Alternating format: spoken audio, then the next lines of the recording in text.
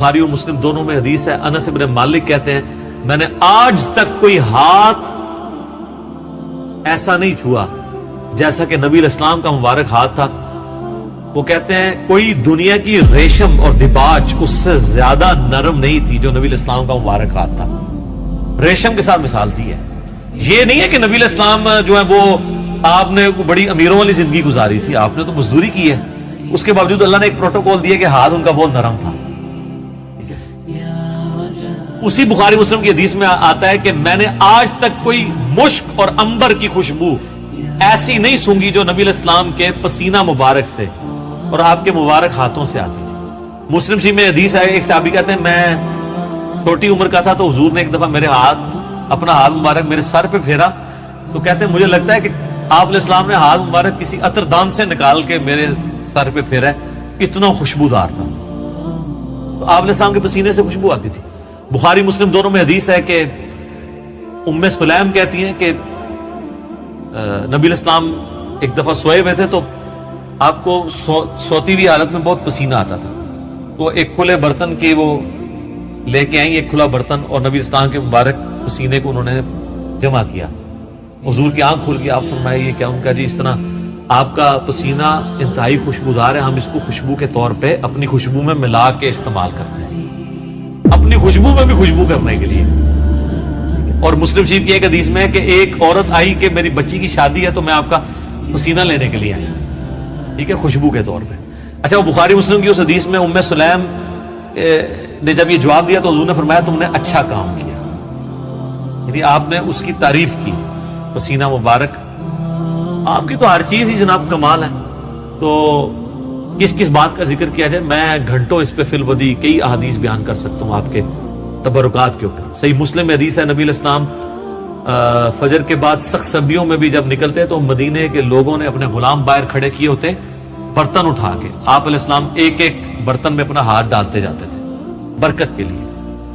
بخاری مسلم میں کتنی حدیثیں ہیں کہ نبی علیہ السلام وضو کر کے جب فارغ ہوتے تھے تو صحابہ کرام آپ کے وضو کا پانی اپنے چہرے پہ ملتے تھے. وہ ایک تشت میں آپ کو وضو کروایا جاتا تھا نا، ایک برتن کے اندر، اس سے، اور جس کو نہیں ملتا تھا وہ دوسرے سے لے کے مال لیتا تھا برکت کے لیے. ظاہر ہے وہ تو برکت ہی ہے. یہ تو چھوڑ دیں تھوک مبارک کی کیا برکت ہے. بخاری مسلم دونوں میں حضرت علی کو شعبہ چشم تھا غزوہ خیبر کے موقع پر، حضور نے جب بلایا تو ان کی تو آنکھیں بھی نہیں کھل رہی تھی، آپ نے مبارک لعاب لگایا تو شفا ہوگی. شعبہ چشم ایک وائرل ڈیزیز ہے سر، میں اس کو بھگت رہا ہوں. 2016 میں بھی تھی، آج 2020 ہو گئے، میری آنکھیں دوبارہ ریکور نہیں اس طرح ہو سکی. تو ایک لمحے میں جناب شعبہ چشم ختم ہو جائے، کیا ہی بات ہے. پھر آپ نے مبارک ہاتھوں سے زیرہ باندھ کے تو خیبر کے لیے روانہ کیا، آپ کی مبارک تھوک کی برکت. اس طرح بخاری مسلم میں کئی حدیث ہیں کہ آپ نے اپنا لعاب دہن کسی کنویں میں ڈالا ہے، پانی اوپر آ گیا.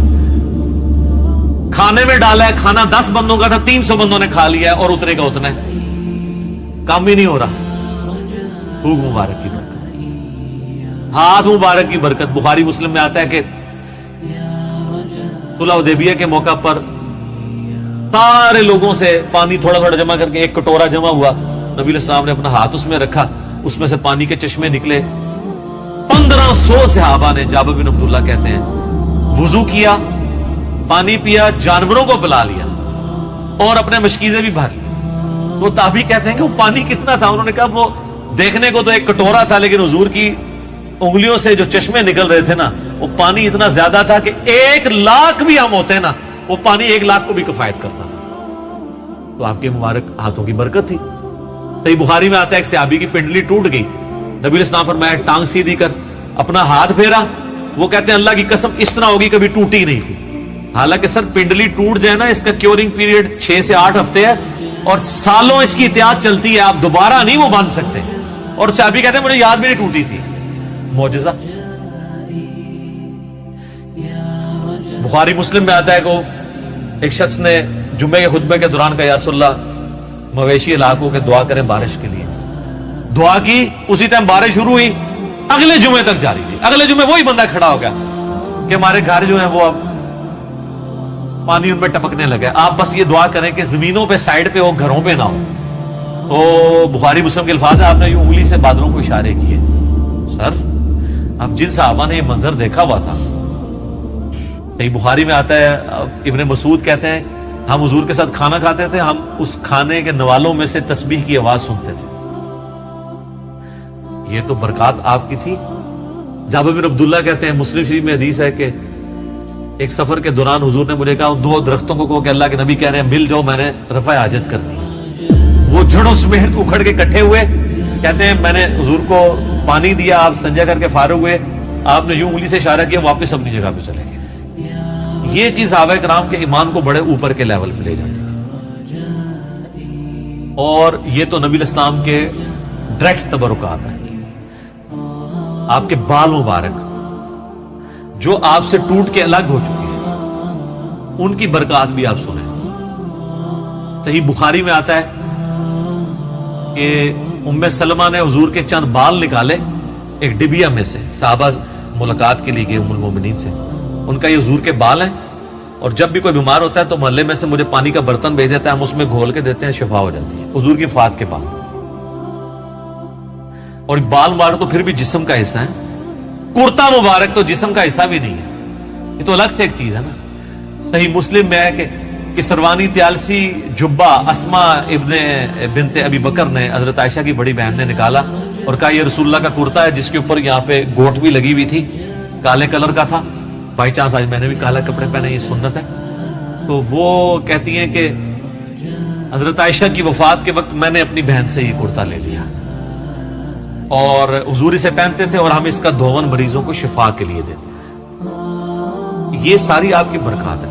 آپ علیہ السلام ایز اے اسپیشیز انسان ضرور تھے، مرتبے میں اور کوالٹیز میں کوئی انسان ان کے برابر نہیں تھا. بخاری مسلم میں آتا ہے کہ آپ علیہ السلام پیٹھ کے پیچھے بھی دیکھ لیتے تھے. آپ نے فرمایا، بخاری مسلم کے الفاظ ہے کہ اپنی صفیں سیدھی رکھا کرو اور نماز خشوع خضوع سے پڑھا کرو. اللہ کی قسم میں اپنے پیٹھ کے پیچھے سے بھی تمہیں دیکھ رہا ہوتا ہوں. انہیں حضور علیہ السلام کو پیچھے بھی نظر آتا تھا آنکھ کے بغیر. یہ معجزہ ہے. یہ اللہ نے آپ کی اسپیشل پروٹیکشن کی ہوئی تھی، آپ پہ وہ پیچھے سے بھی حملہ نہیں کر سکتا تھا.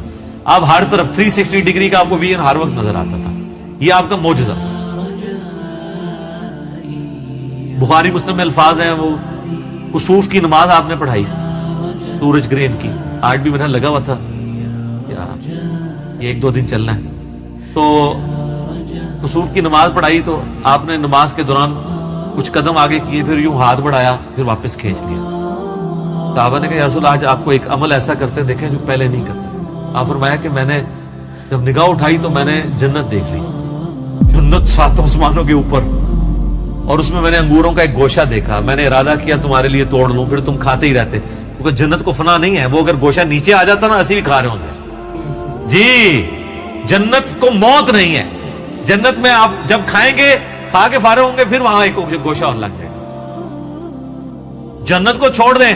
بخاری مسلم میں آتا ہے حضرت ابو ہریرہ کو حضور نے وہ ایک تھیلی میں کھجوریں دی تھی، پوری زندگی کھاتے رہتے تھے. وہ ایک دفعہ ان سے پھر الٹ گئی تو اس کے بعد وہ ہوا، جب تک وہ کھاتے رہے.